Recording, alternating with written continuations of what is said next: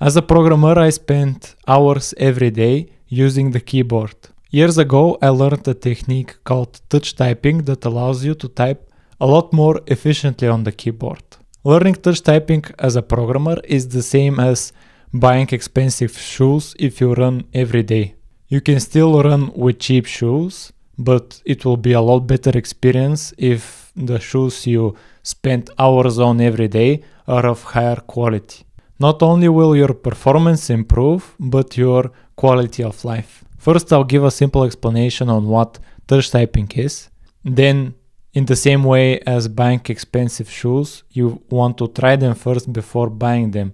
So, I will share what benefits I've seen over the years of using touch typing. And finally, I will guide you how to learn touch typing and also give you helpful tips I've learned along the way. So what is touch typing? The first time somebody uses a keyboard, when he has to type a word, he focuses on the first letter of the word and then searches for it on the keyboard. When he finds it, he presses it and goes on with each key. Whereas with touch typing, you don't have to look for where each key is. You already know where it is. How is that possible? The only requirement for touch typing is that the hands should be in a particular position. Once the hands are in that position, the user knows where each key is. And what is that position? If you look at your keyboard, you have two keys that have bumps on them, the F and J key. Your left hand will be near the F key and your right hand will be near your J key. So for the left hand, this finger is on the F key, then D, S and A. This is for the space bar. Then for the right hand, this finger is for J, K, L, and this is some kind of a special symbol. I think the column.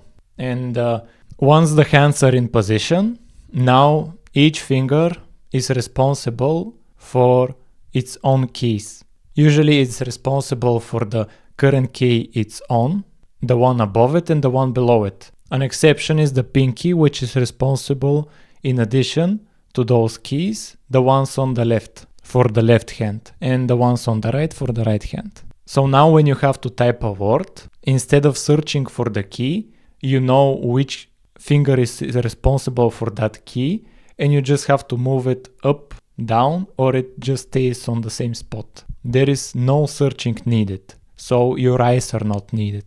This is touch typing. Basically, you're typing by feel. Initially, until you get into position. Once your hands are in position, you have complete view of the whole keyboard. So what are the benefits that I've experienced so far? The first benefit is that I don't have to use my eyes. Sometimes I have to type when it's not easy to see what each key is.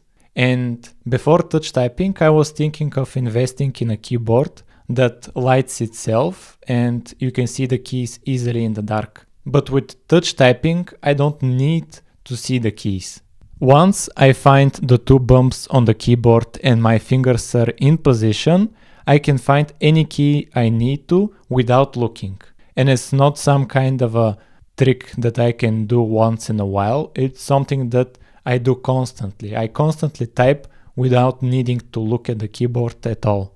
One great benefit for this is that I can put the keyboard at a proper height so that I have a proper posture. And usually that is below the desk where you don't have sight on the keyboard and what you're pressing. And with touch typing, it's not an issue. The second major benefit I've noticed is speed and accuracy when typing. When typing regularly for each letter, you're searching it on the keyboard. With touch typing, you don't have to search for anything.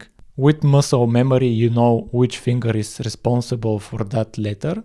And the next question is if it has to move up or down. And while pressing that letter, your other finger is all ready to go in action. For programmers, it's kinda like the difference between using one thread and multiple threads.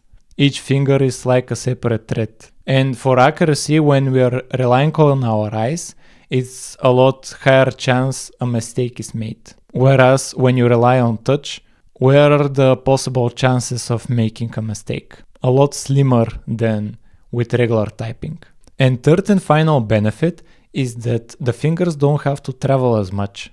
With regular typing, with all of that searching, it's not a problem if you don't type at all, but when you type every day for hours, all of this typing adds up, and it's a big difference when your fingers have to travel a lot less time. So, how to learn touch typing? Touch typing is simple to understand, but is difficult to actually switch to, because with regular typing you've already gotten accustomed to typing one way. Going against that is really difficult. You can try touch typing even now, and what you will notice that is super slow and inefficient, because we have no muscle memory right now. To build that muscle memory, it takes time. How much time will it take? For me, it took me a couple of hours once I found a method that works best for me. So how is that possible? There are a lot of programs and solutions out there to help you on your journey. My advice to you is to try each one of them until you find one that best fits you. When I was searching how to learn touch typing, I was told of how to do it in one way. That way didn't work out for me, and I got discouraged and almost gave up because I thought something was wrong with me and not with the method. The problem was that method wasn't a good fit for me. And thankfully, I continued to try other methods and I found the one that worked for me best. I will show you what my method is, and in the description I'll list out possible other methods, but if they don't work out, you can continue searching on the internet for other people's ways of doing it. I use the website that teaches you touch typing a few letters at a time. It gives you some words to type out with some of the letters on the keyboard using touch typing. Once you get accustomed to using those letters, you get another letter. Once you get accustomed to all of those letters, you get another letter until you learn to use all of the letters. That's how I learned touch typing. When you manage to learn a few letters and a new letter comes up, it's completely normal if your speed and accuracy falls down drastically, as if you haven't learned anything. When I first noticed that, I thought that I did something wrong, but it's completely normal when a new word comes up. Just continue trying and you will learn them as well. Once you learn touch typing, you will notice there's a number that represents your speed of typing. I made the mistake of trying to improve on that speed, but I realized that it's completely fine with whatever speed you got, because you've learned touch typing. You can take advantage of typing without looking. You can take advantage of typing faster and more accurately than with regular typing. And you can take advantage of typing with less travel. So what are we there to gain from typing even faster? When I thought about it, I looked at videos of people typing at the speeds I was going for, and I noticed that they're typing really fast and it looks uncomfortable. And I don't see myself typing that way. So the only reason I was fighting for better speeds was just to know that I've achieved it, but I will not use it. It takes a lot of time to get those super high speeds, and it's worth to take the time, to ask yourself, is it worth it to try to reach those speeds? Now for some valuable tips. While trying different methods for learning touch typing, you may come across of different keyboard layouts. On my journey, I used the regular QWERTY layout and I reached a limit for my speed. And I thought to myself, if I change my keyboard layout, I would get past this block of the speed and reach even higher ones.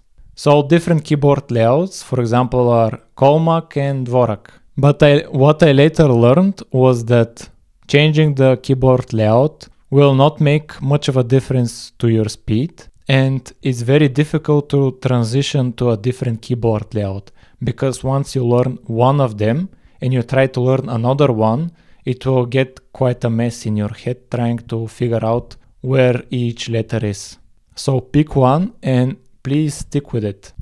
But the main issue I faced when I changed my keyboard layout was keyboard shortcuts. For example, copy and pasting, you have to press Ctrl C or Ctrl V, but with Comac and I think with Dvorak, there's a quite bigger difference to the keyboard layout. And with other software, they assume you use the regular QWERTY layout. So shortcuts with a different layout will look weird and you have to change them for every application if it's even possible. The moment I realized that was the moment I gave up trying to learn another layout. The only reason I see valid for learning another layout is, for example, if I'm trying to become a writer and I'm just writing every day.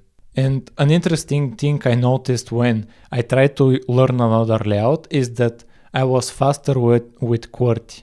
I first learned QWERTY, then when I learned touch typing with, I think, Dvorak, I compared my speeds with both of them, and with QWERTY I was a lot faster. So you have to be really honest with yourself if it's truly worth it to learn another keyboard layout. The next tip is what keyboard to type on. So you will see a lot of people typing with all kinds of ergonomic keyboards. You can categorize them in three main categories. The cheap ones that most people usually have right now, a bit more expensive one that is ergonomic, and the most expensive one that is split. You can learn touch typing on each one of them. Once you learn touch typing on one keyboard, you can transition to another keyboard, but it will take time to get accustomed to how everything is positioned on that keyboard. But you will feel a difference. So is it worth it to get a more expensive keyboard on your journey? I personally have invested into an ergonomic keyboard that is not split, and after using it for probably more than a year, I prefer it to the cheap ones. I've also had to use a cheaper one once in a while, and I can definitely say it's a lot better experience with an ergonomic keyboard. But that doesn't mean to learn touch typing you have to buy straight away some expensive keyboard. Whatever keyboard you use, you can learn touch typing on it, and you can save up for a better keyboard and switch whenever you can. Because when I started touch typing, I felt like I had to buy some expensive keyboard to learn it properly. Right now, I'm saving up for a keyboard that is split, but I am still using and learning touch typing on my ergonomic one. It's okay to use whatever keyboard you have, and you can save up for a better one. And the final tip is about being discouraged of your progress. When I said it took me a few hours to learn touch typing, it was possible because that was the only thing I did for quite some time. During my free time, every hour I could spend, I spent it on learning touch typing because it was really fun for me to learn. It was very enjoyable experience doing it. You get in some sort of a trance, and you can even put some video or movie while learning it. And time goes by very fast, and before you know it, you will learn it. It's with the website I've showed you, it's really gamified. But don't get discouraged if it takes more time than what it takes for other people, and if it seems like there is no progress. All of that is completely normal. Go at your own pace, and the only person you should compare yourself is with you from yesterday.